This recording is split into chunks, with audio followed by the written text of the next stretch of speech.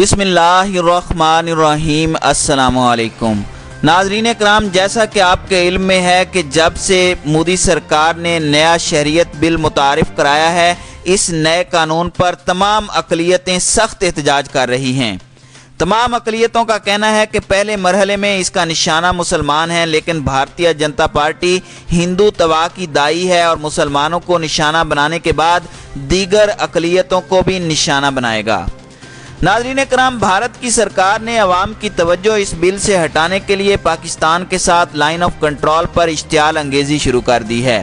پاکستان کے وزیر خارجہ شاہ محمود قریشی نے گزشتہ ہفتے اقوام متحدہ کی سلامتی کونسل کے صدر کو خط لکھا، جس میں LOC پر بھارتی فوج کی نقل و حرکت اور دیگر امور پر لکھا گیا۔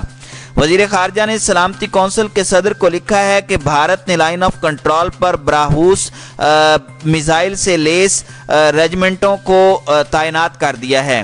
اس کے علاوہ اسرائیل کے بنے سپائک میزائل بھی LOC پر پہنچا دیے ہیں۔ بھارت نے LOC پر لگی خاردار باڑ کو مختلف جگہوں سے ہٹا کر صاف کر دیا ہے۔ اس سے بھارت کے عزائم واضح ہوتے ہیں کہ وہ آزاد کشمیر میں فوجی کارروائی کرنا چاہتا ہے۔ شاہ محمود قریشی کا کہنا تھا کہ بھارت کا مقصد یہ ہے کہ اس کے نتیجے میں دونوں ملکوں میں جنگ شروع ہو جائے۔ ناظرین کرام، ISPR کے DG میجر جنرل آصف غفور کا کہنا ہے کہ بھارت اپنے اندرونی معاملات سے بھارتیوں کی توجہ ہٹانے کے لیے LOC پر اشتعال انگیزی کر رہا ہے۔ RSS کے ISPR کے مطابق بھارت نے گزشتہ روز اشتعال انگیز کارروائی کی۔ بھارت اس سے پہلے بھی 3-4 روز میں LOC کے مختلف سیکٹروں میں گولہ باری اور فائرنگ کر رہا تھا، جس کی وجہ سے 2 شہری شہید اور متعدد زخمی ہوئے تھے، جبکہ متعدد فوجی بھی زخمی ہوئے اور آزاد کشمیر کے شہریوں کی املاک کو بھی نقصان پہنچا۔ ناظرین کرام، ہفتے کے روز ISPR کے ایک بیان میں کہا گیا ہے کہ پاک فوج نے بھارتی اشتعال انگیزی کا بھرپور جواب دیا۔ دیوا سیکٹر میں متعدد بھارتی چیک پوسٹیں تباہ ہو گئیں۔ ترجمان کا کہنا ہے کہ اس سیکٹر میں متعدد بھارتی فوجی بھی ہلاک ہوئے، تاہم کرن اور نیلم ویلی میں فائرنگ کا کوئی بڑا واقعہ پیش نہیں آیا۔ بھارتی میڈیا کی کرن اور نیلم ویلی سے متعلق خبریں بے بنیاد ہیں۔ بھارت کی اس ماہ بلا اشتعال گولہ باری اور فائرنگ سے 3 شہری شہید ہوئے اور 2 خواتین سمیت 11 شہری زخمی ہوئے۔ LOC پر بھارتی اشتعال انگیزی کے بعد وزیر اعظم عمران خان نے خبردار کیا ہے کہ اگر بھارت کی جانب سے کوئی جعلی آپریشن کرنے کی کوشش کی گئی تو پاکستان کے پاس منہ توڑ جواب دینے کے سوا کوئی چارہ نہیں۔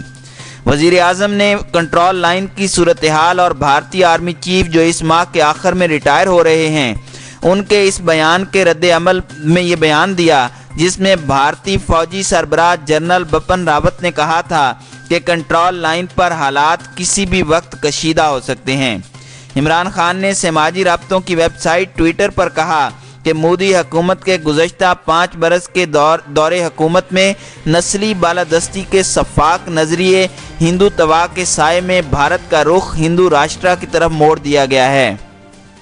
عمران خان نے کہا کہ اب شہریت ترمیمی قانون کے بعد تکثیری اوصاف کے حامل ہندوستان کے خواہاں بھارتی احتجاج کی راہ پر نکل آئے ہیں اور بھارت میں ایک تحریک ابھر رہی ہے۔ عمران خان نے مقبوضہ کشمیر میں بھارت کی جاری پابندیوں کا بھی ذکر کیا اور لکھا کہ جب یہ محاصرہ ختم ہوگا تو وسیع پیمانے پر رد عمل کی تحریک اور قتل و غارت کا خدشہ ہے۔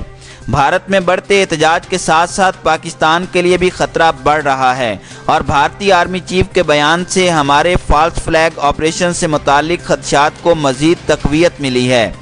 عمران خان کا کہنا تھا کہ وہ ایک عرصے سے اقوام عالم کو اس صورتحال سے خبردار کر رہے ہیں اور آج پھر اس بات کو دہرا رہے ہیں کہ اگر بھارت کی جانب سے اپنے اندرونی خلفشار سے توجہ ہٹانے اور ہندو قومیت کے جذبات مشتعل کرنے کے لیے ایسی کسی بھی کارروائی کا سہارا لیا گیا تو پاکستان منہ توڑ جواب دے گا۔ امریکی ایوان نمائندگان اور سینٹ کے پاس کردہ وفاقی حکومت کے مالی اعانت پیکج بل میں بھارتی حکومت پر زور دیا گیا ہے کہ وہ مقبوضہ کشمیر میں کیے جانے والے اقدامات واپس لے۔ سینیٹر کرس نے بل پاس کیے جانے کے موقع پر کہا کہ بل میں بھارت پر زور دیا گیا ہے کہ وہ مقبوضہ کشمیر میں اپنے اقدامات واپس لے۔ یہ بل اب امریکی صدر کی منظوری کے لیے بھیجا گیا ہے۔ بھارت مقبوضہ کشمیر میں لاک ڈاؤن اور کرفیو کے باوجود کنٹرول لائن پر جو اشتعال انگیزی کر رہا ہے وہ خطے میں حالات کی خرابی میں اہم ثابت ہو سکتی ہے۔ ناظرین کرام، بھارت فروری میں ایسی ایک مہم جوئی کا خمیازہ بری طرح بھگت چکا ہے۔ بھارت نے فروری میں پاکستان کے اندر سرجیکل سٹرائک کی کوشش کی، مگر پاکستانی فضائیہ کے بروقت حرکت میں آنے کی وجہ سے بھارتی جنگی طیارے دم دبا کر بھاگ گئے۔